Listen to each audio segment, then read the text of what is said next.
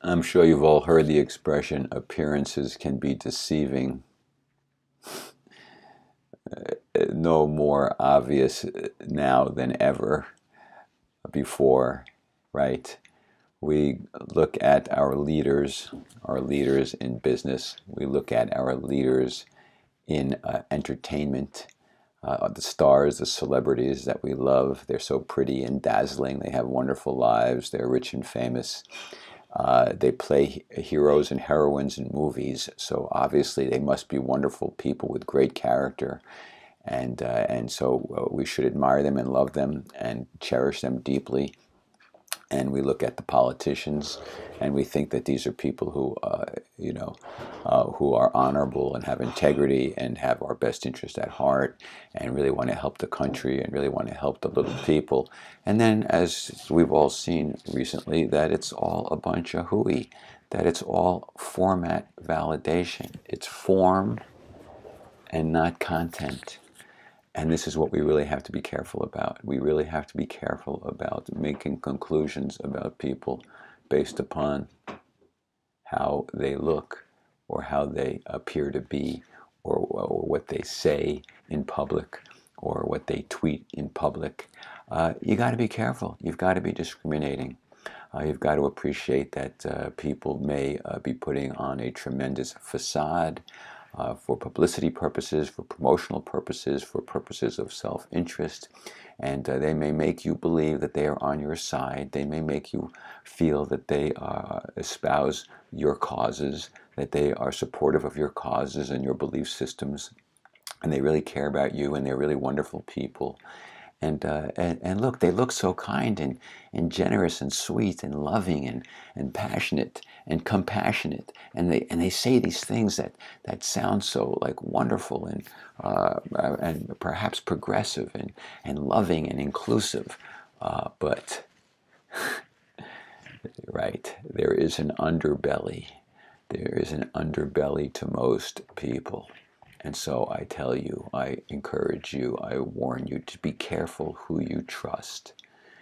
The old expression, trust but verify. Be careful who you trust.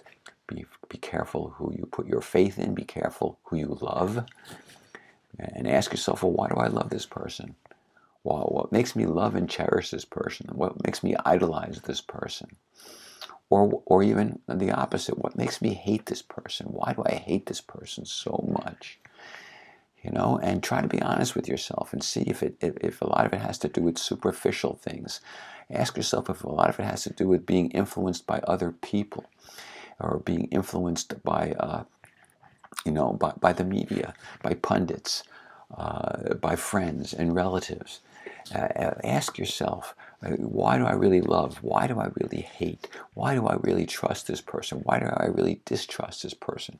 And also ask yourself, does it have to be an either or, an all or nothing thing? Can I love this person but hate some things that they do, or disapprove of some things they do? Can I hate this person but admire some things that they do and applaud and respect and appreciate some things that they do? Does everything have to be black or white? And please don't call me a racist for referring to something being black or white. There's so much insanity these days about people looking for trouble, some people are looking for the underbelly, and will do everything in their power to find that underbelly and to be critical of others. And then there are others who are so willing to do the opposite, to deny that there's an underbelly, to deny there's a dark side, to deny that somebody who they admire or revere or respect could have some aspect of themselves that is really disgusting or evil or nasty or ugly or selfish. So we've got to be discriminating. Don't assume anything. Be careful out there. Be vigilant.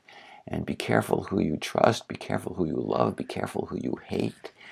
I don't think hating anything is particularly good in general. Now people will then say to me, well, what are you talking about? You don't hate Hitler? You don't hate Mussolini? You don't hate ISIS people who cut off people's heads? You don't hate Donald Trump. You don't hate Hillary Clinton. You don't hate whoever. Well, no, I don't. I don't want to hate anything. I can certainly dislike and not appreciate, and and think things that people do are very wrong and awful. But I personally don't want to hate anything. And something else you might want to consider, although many of you will think this is completely ridiculous and magical thinking, but I personally believe in past lives, that we keep coming round and round and round, and we deal with our karma. We kill somebody in the past life, and then in this life we get stabbed in the neck, or vice versa. We have to, maybe we were a racist, a sexist in some previous life, and in this life, we are victimized by racism and sexism, and so we,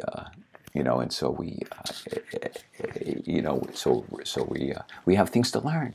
But my point is, if you hate anything, keep in mind that perhaps, probably, most likely, in some past life, you probably did horrendous, horrible things yourself. Nobody's clean. Nobody's clean. And so, so in this lifetime, we may see people that are awful and horrible. Maybe in past lives, they did wonderful things. Maybe we did awful and horrible things in past lives. Who knows what? So what's my point? Well, in general, my point is that, I guess, try to be loving, try to be accepting, try to be compassionate, try to be generous, try to be empathetic. And try not to hold such harsh, negative judgments of others. And if you need to hate, okay, but I'm just telling you, it's going to diminish you and hurt your own peace of mind.